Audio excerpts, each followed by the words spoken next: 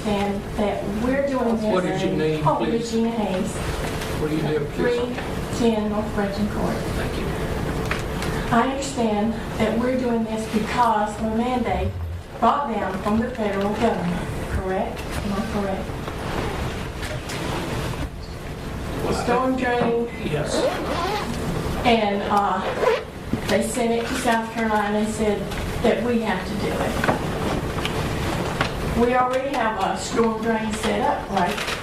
We already have monies that come out to pay for this, right? Ma'am, you're not going to get any Right, comments I don't on get us, any okay? comments, okay. All right. Well, I have a little constitution that I carry with me in my pocketbook. The powers not delegated to the United States by the Constitution, nor prohibited by it to the states or reserved to the states respectively, or to the people. Now, understand that this storm drainage comes from the UN 21 Sustainable Plan that they have set up. The federal government has locked us into this. Back to Nixon, I think.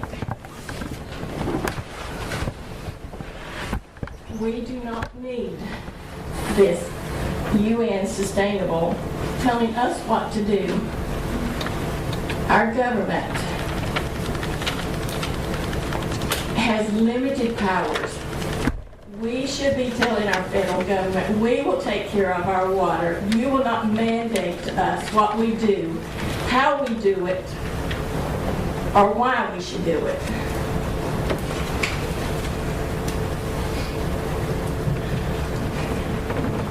And I think that you all should get a backbone and say no.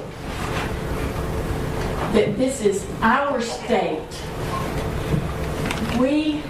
The powers are delegated to us, not to the federal government. The federal government has limited power. We set it up, that's the way our forefathers set it up. And we need to have the power in our own city to decide what we want to do with our stormwater, our drain water, not the state, and especially not our federal government. Thank you for your time. Thank you very much.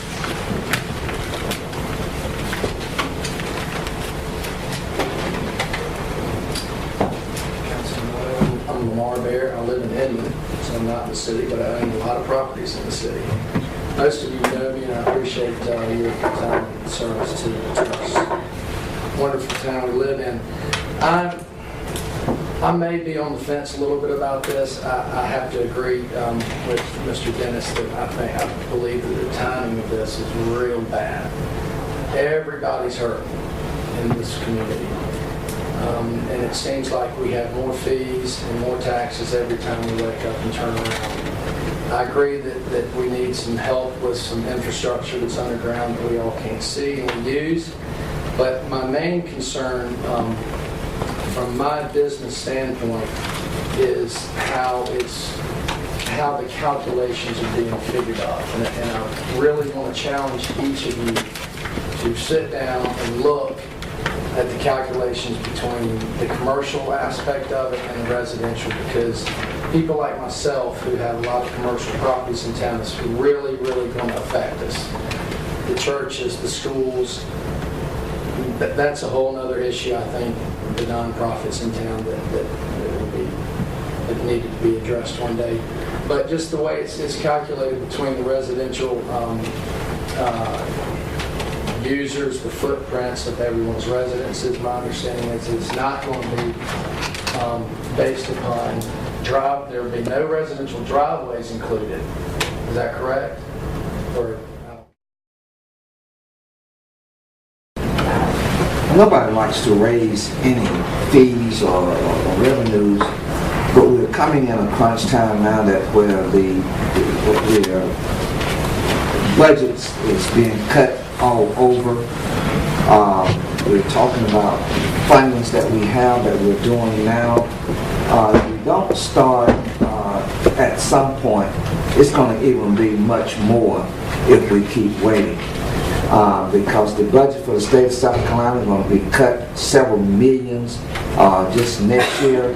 And if we wait, then that means that we will have to go up in fees somewhere else, and that's not something that we want to do. So I know time that may not seem that it's right, but when will it be right? Because if you listen to the economy, it's going to be even worse next year. So if we put it off, then we'll just be putting it off another time and another time. So I don't like to do it, but these are things that we must do so that we can't rob from Peter to pay Paul, because that's what we will be doing if we don't do something now. Any other comment? I just want to say, I think the most compelling statistic that I think I heard from staff, maybe during the retreat, was that repairing this infrastructure when it fails is twice as much as actually proactively replacing it. So I think that's something to think about when we're considering. I guess one of my concerns is the average person who has a drainage problem and their property starts to erode, but we're not going to be able to address that, and that's a big thing. I mean, we're going to pay for it, but yet we have no recourse as to get something for it. Mr. Mayor. Still, I have concerns to quote Mr. Dennis. He said times are tough. Times are definitely tough for nonprofits, for businesses. Mr. Mayor, I have a great deal of concern that we're creating, or we are contributing to an unfavorable climate for business in our city. And I think by adding another fee, another charge, by affecting the profitability of a business or affecting the ability of a nonprofit to manage their budget, I think is very detrimental to what we're trying to accomplish in the city. Any other comments? Mr. Mayor, I would have to say I would like to recommend staff for their diligence in looking at the stormwater utility rate. And one of my more specific questions was to look at the square footage of homes. And I will have to say that I did look at commercial properties in that also. But something has to be done, and I think we need to do something now. Any other comments? Call for the vote. All in favor? Aye. Aye. All opposed? No. We got 5 for and 2 opposed. Mr. Mayor, I have to beg be excused. I have an arrangement I need to go to.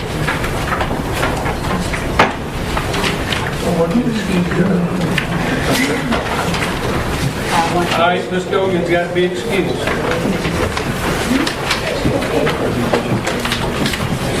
Now, let me remind, there will be a public hearing for the second reading before the vote takes place. This piece of land qualifies under the Business Corridor Program, and under the development agreement that was signed in May, Lawley Holdings has met all the requirements to be designated under the Business Corridor Program, and that's what the resolution is requesting. Any questions, Ms. Patty?